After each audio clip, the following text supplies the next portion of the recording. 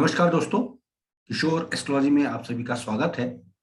और आज हम एक बार फिर से बात करेंगे नाड़ी ज्योतिष के कुछ चमत्कारिक फलादेशों के बारे में। हमारी पिछली दो पोस्ट जो कि नाड़ी ज्योतिष के चमत्कारिक फलादेश की थी, आप लोगों ने बहुत सराही है और बहुत से पाठकों ने हमारे हमसे किताब भी मंगाई पीडीएफ के रूप में, उनको व्हाट्सएप नंबर पे भेज दी गई है।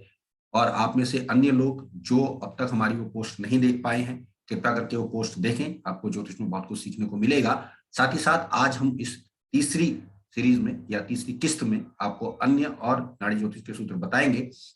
यहां मैं आपको बता दूं कि अपॉइंटमेंट के लिए या ज्योतिष सीखने के लिए आप लोग मेरे नंबर पर 9540715969 पर कॉल कर सकते हैं। फोन लाइन अब खोल दी गई हैं। इसके अलावा जो लोग पीडीएफ के रूप में पुस्तक चाहते हैं, उनको शुल्क यानी मात्र 300 रुपए हमें देने पड़ेंगे और उसके बाद उनको पीडीएफ के रूप में उनके व्हाट्सएप नंबर पे किताब पोस्ट कर दी जाएगी। क्योंकि ये ई बुक्स हैं दोस्तों, जो कि अमेजन के माध्यम से मिलती हैं। यदि आप वहां से मंगाना चाहें तो वहां से भी मंगा सकते हैं। और यदि अब तक आप लोगों ने हमारे इस चैनल को सब्सक्राइब नहीं किया है, कृपया करके सब्सक्राइब कीजिए। और आपको अगर हमारा ये कार्यक्रम अच्छा लगता हो या हमारी जो शोध या रिसर्च अच्छी लगती हो तो अन्य लोगों को भी बताएं, शेयर करें। और यहाँ मैं आपको एक बात और बता दूं कि बहुत सारे दर्शकों ने ज्योतिष सीखने की बात भी कही। ज्योतिष समस्या समाधान भी हमारा लगातार हर हफ्ते चल ही रहा है। और इस पोस्ट के अंत में मैं आपको एक अन्य जानकारी भी दूंगा और हो सकेगा तो हम आपके प्रश्नों के उत्तर के जवाब देने के लिए तत्पर बैठे ही हैं। यदि आप हमसे कंसल्टेशन देना चाहते हैं तो वो सशुल्क समस्या समाधान हमसे करा सकते हैं। फोन लाइन आज से चालू कर दी गई है। अब आप कोई भी फोन करेंगे, आपका फोन रिसीव किया जाएगा, आपको जवाब दे दिया जाएगा। नीचे मैं लिंक भी आपको दे दूंगा, अपना नंबर भी आपको दे दूंगा। तो ज्यादा समय नहीं लेते हैं दोस्तों, बात करते हैं नाड़ी ज्योतिष के अन्य कुछ सूत्रों के बारे में। तो आज हमने लिया है राहु केतु को। और राहु केतु जब नाड़ी ज्योतिष से देखे जाएंगे तो वो क्या क्या स्थिति बताते हैं, ये हम बताने का प्रयास करेंगे। तो राहु केतु की राशि शो की युति, यानी राहु जिस राशि में है और केतु जिस राशि में, अगर उन दोनों के मालिक जुड़ जाते हैं या उन दोनों के स्वामी एक ही जगह आ जाते हैं तो ये एक विस्फोटक स्थिति बना देती है। और इस युति में जन्मा जातक जीवन काल में या तो बहुत तरक्की करता है या बहुत ज्यादा गिरावट का सामना करना पड़ता है। इस पर जो है एमसी जैन जी ने बहुत अच्छा एक काम किया और उन्होंने इसको जो है कार्मिक बंधनों से रिलेटेड बताया है। उस पर भी मैंने काम किया, उसके विषय में भी मैं आपको आगे जानकारी अवश्य दूंगा। इन कुल मिला के सूत्र संख्या की बात करें तो सूत्र नंबर आज का पहला जो रहेगा वो ये है कि राहु केतु जिस राशि में है, अगर उन दोनों राशि के स्वामी किसी भी तरह से युति या संबंध बना लेते हैं कुंडली में, तो ये जो कनेक्शन बनेगा इस जातक के जीवन में या तो बहुत ऊंचाई देगा या बहुत ज्यादा जबरदस्त उसको ढलान पे ले आएगा। राहु के राशि की दशा जो होती है, यानी राहु जिस राशि में होता है उस राशि के स्वामी की दशा जीवन में बहुत ज्यादा बदलाव करा देती है। ये है सूत्र नंबर 2। अब राहु केतु के साथ किसी भी ग्रह की युति शुभता नहीं देती है, ये है सूत्र नंबर 3। और ध्यान रखिएगा दोस्तों कि हम यहाँ बात कर रहे हैं नाड़ी सूत्रों के अनुभव के आधार पर। राहु जो है अपने राशि के साथ अगर जुड़ जाता है, यानी जिस राशि में वो बैठा है उसका स्वामी उसके साथ अगर बैठ जाता है, या ये भी कह सकेंगे स्वराशि ग्रह के साथ अगर राहु बैठता है तो उसको वो महत्वपूर्ण राजयोग प्रदान कर देता है, यानी उसके फलों को कई गुना बढ़ा देता है। और राहु के राशि के साथ यानी राहु के स्वामी के साथ केतु की युति और केतु के राशि के साथ यानी केतु के स्वामी के साथ राहु की युति अच्छी नहीं होती है। अनुभव में देखी गई है, ये अच्छा योग नहीं है। राहु चौथे और केतु दशम हो तो बहुधा जातक की जो पत्नी होती है वो जॉब नहीं करा करती या सर्विस नहीं करती है, या जातक उसे स्वयं उसकी नौकरी जो है शादी के बाद तुड़वा देता है या छुड़वा देता है। इस तरह की बातें अनुभव में देखने में आई है। और मैं बार बार कहूंगा कि ये 100% सूत्र अकाट्य नहीं है, लेकिन अनुभव में जो आए हैं और जो उसमें लिखे गए थे हमने उसको जब आगे काम किया तो वो देखने में आए हैं।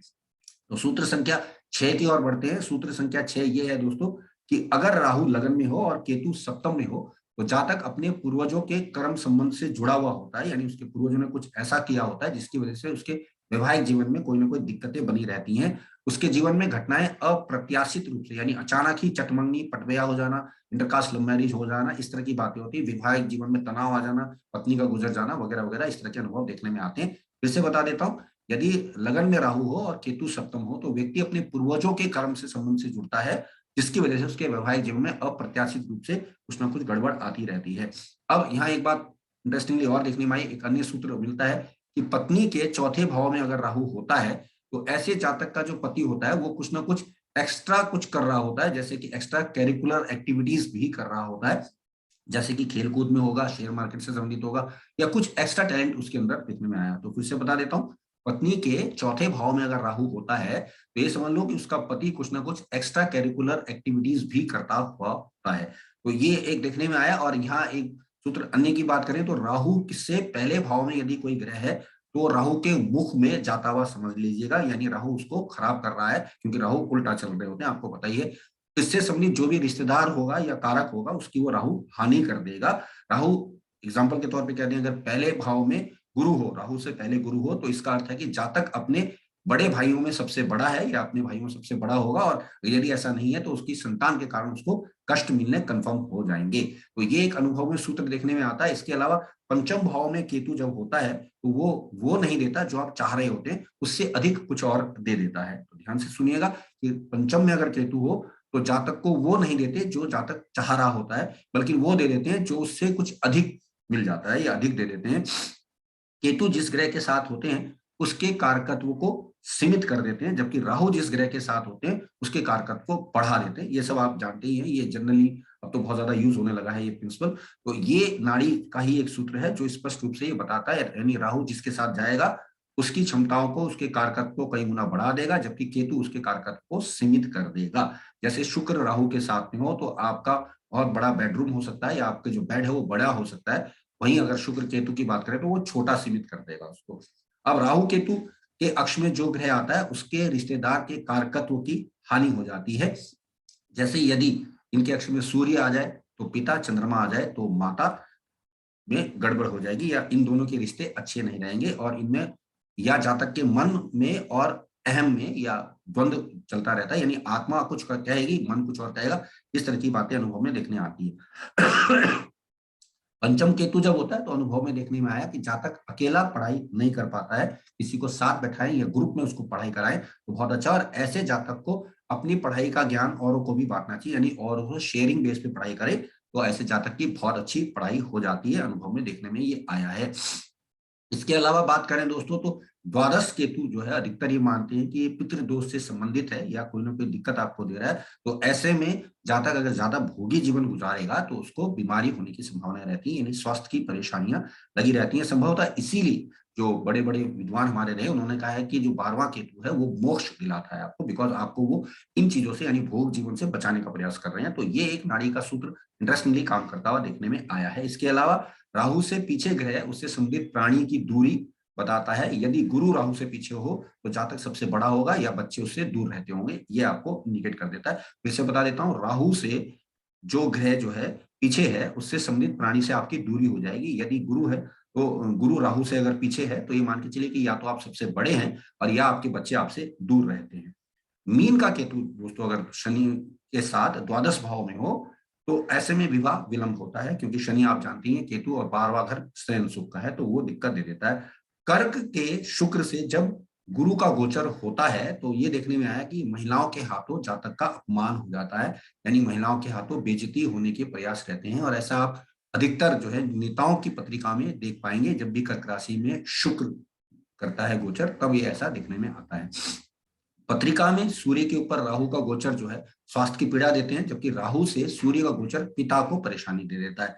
तो ये भी कुछ अनुभव में देखने में आए हैं। इसके अलावा कुछ अन्य सूत्र भी मैं आपको बता देता हूं कि कर्क राशि से जब गुरु तीसरी बार कुंडली में गोचर करता है तो 32वें वर्ष में जातक विशेष की तरक्की होती है, यदि शनि उसका कर्क राशि में हो तो, क्योंकि गुरु को आप जानते हैं कि जीव माना गया और शनि को कर्म कारक माना गया है। इसके अतिरिक्त कुछ अन्य सूत्रों की अगर हम बात करें तो यहाँ पर हमें ये भी देखना पड़ता है कि ग्रह गोचर के हिसाब से ट्रांजिट जो होता है, यानी कि जो गोचर हो रहा होता है उसके हिसाब से अगर आप देखेंगे जैसे, तो आपको चेंजेस मिलेंगे। जैसे अनुभव के आधार पर बता देता हूं कि गुरु यदि जन्म के मंगल और राहु के ऊपर से गोचर करता है तथा बुध बाद में है, यानी इन दोनों के बाद बुध आता है, तो ऐसा व्यक्ति मंत्रों से ज्ञान लाभ कर लेता है उस दौरान, यानी उस समय आप शिक्षा ले रहे होते हैं।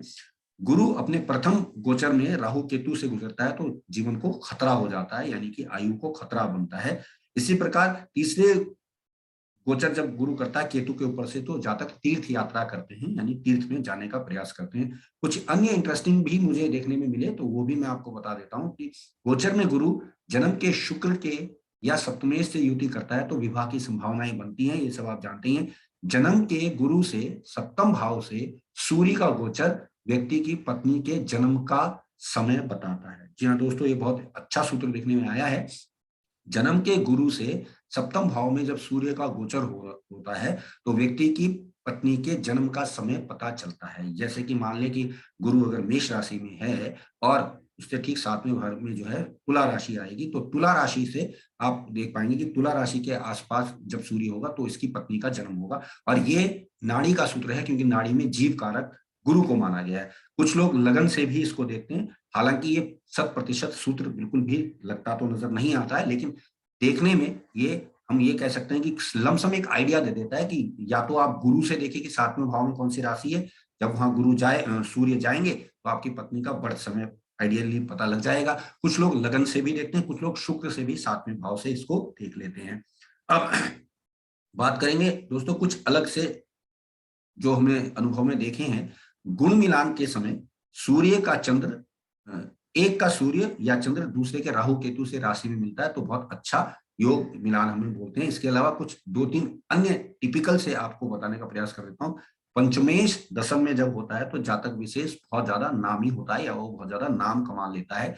इसके अलावा कुछ अन्य एक विशेष तौर से जो हम कुछ देख पा रहे हैं सूत्रों को, पंचमेश यदि दूसरे भाव में हो तो पुत्र बहुत धनवान होता है, लेकिन जातक विशेष प्रसन्न नहीं रहता है, यानी जातक को विशेष रूप से प्रसन्नता नहीं मिलती है। कन्या राशि में जो ग्रह होते हैं उनसे संबंधित कारक जो होते हैं उनसे आपके संबंध अच्छे नहीं होते, क्योंकि नाड़ी ज्योतिष में कन्या राशि 6ठे भाव की राशि मानी गई है। सूर्य के पीछे 2 स्त्री ग्रह अगर हो जाए तो विशेष तौर से शुक्र और चंद्र हो तो पिता की 2 पत्नियां होती हैं, ये अनुभव में 100% देखा है। और कुंडली में अगर शुक्र बुध के साथ बैठ जाए तो ये मान के चलिए कि जातक का विवाह अवश्य ही होगा। या आप ये भी कह सकते हैं कि शुक्र और बुध की युति किसी की कुंडली में है तो उस व्यक्ति का विवाह अवश्य ही होगा।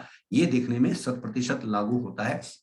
इसके अलावा हमने एक बात और देखी है जो अनुभव में आती है, 6 और 12 भाव में यदि पाप ग्रह आ जाएं तो जातक विशेष के जीवन में खासतौर से शादी में अवश्य ही देरी होती है। बिकॉज 6ठा भाव सप्तम से 12वां है और 12वां भाव लगन से 12वां है, तो ऐसे में जातक विशेष का विवाह अवश्य लेट ही होता है। और यहाँ देखिए एक बात और इंटरेस्टिंगली एक सूत्र देखने में आता है कि शनि से 6ठे भाव में जो ग्रह होता है वो आपको जीवन में अवश्य ही परेशानियां दे रहा होता है। इसके अलावा एक बात और देखेंगे, 10वें भाव में अगर मेष राशि होगी जो कि कर्क लग्न में होगी तो जातक विशेष बार बार नया काम करने की सोचेगा। तो दोस्तों ये थे कुछ हमारे सूत्र जो हमने आपको बताने का प्रयास किया है। और यहाँ मैं आपको एक बात और बताता चलूं कि ये जो सूत्र हैं वो नाड़ी सूत्र से हमने लिए हैं और अनुभव में लगाए और वो सटीकता से काम करते हुए पाए गए। और इसको मैंने एक पुस्तक के रूप में, जो कि नाड़ी सूत्र की पुस्तक हमने बनाई है, वो ई बुक के माध्यम से अमेजन में उपलब्ध करा दी गई है। जो लोग वहां से पढ़ना चाहें, लेना चाहें, ले सकते हैं। कतिपय कारण से जो लोग नहीं ले सकते वो मुझे पीडीएफ के रूप में मेरे से प्राप्त कर सकते हैं। मात्र 300 रुपए आपको हमें पीडीएफ पेटीएम इत्यादि करने पड़ेंगे और उसके बाद हम आपको आपके व्हाट्सएप नंबर पे ये भेज देंगे। कुछ लोगों ने हमारे लाइव सेशन में भी ये जानने का प्रयास किया था, तो यहाँ मैं आपको बता दे रहा हूँ, यदि पुस्तक प्राप्त करना चाहें तो नीचे लिंक दे दिया जाएगा, आप लिंक के थ्रू हमसे कांटेक्ट कर सकते हैं। आज से जो हमने फोन लाइन चालू कर दी गई है और आप लोग कोई भी बात जो हमसे करना चाहें कर सकते हैं। यहाँ मैं आपको और एक जानकारी दे देता हूँ कि आज शाम संभवतः यानी कि रविवार 6 तारीख है आज फरवरी की 2022 में, तो हम शायद आज अगर पॉसिबल हुआ दिन में नोटिफिकेशन कर देंगे कि लाइव सेशन लिया जाएगा जिसमें चुनावी विश्लेषण के बारे में विशेष तौर से मैं जानकारी दूंगा। 5 राज्यों में जो चुनाव हो रहे हैं, कौन सी सरकार वहां पर बनेगी, इस पे जो विश्लेषण हमने तैयार किया वो हम आपको लाइव सेशन में आज बताने का प्रयास करेंगे। तो जुड़िएगा शाम को 8 बजे मेरे साथ, यानी किशोर एस्ट्रोलॉजी के इस मंच पे, और अपने प्रश्न आप हमें लगातार कमेंट बॉक्स के जरिए दे सकते हैं। तो दोस्तों आज के लिए इतना ही। आप सबने मुझे सुना, आप सबका धन्यवाद। नमस्कार।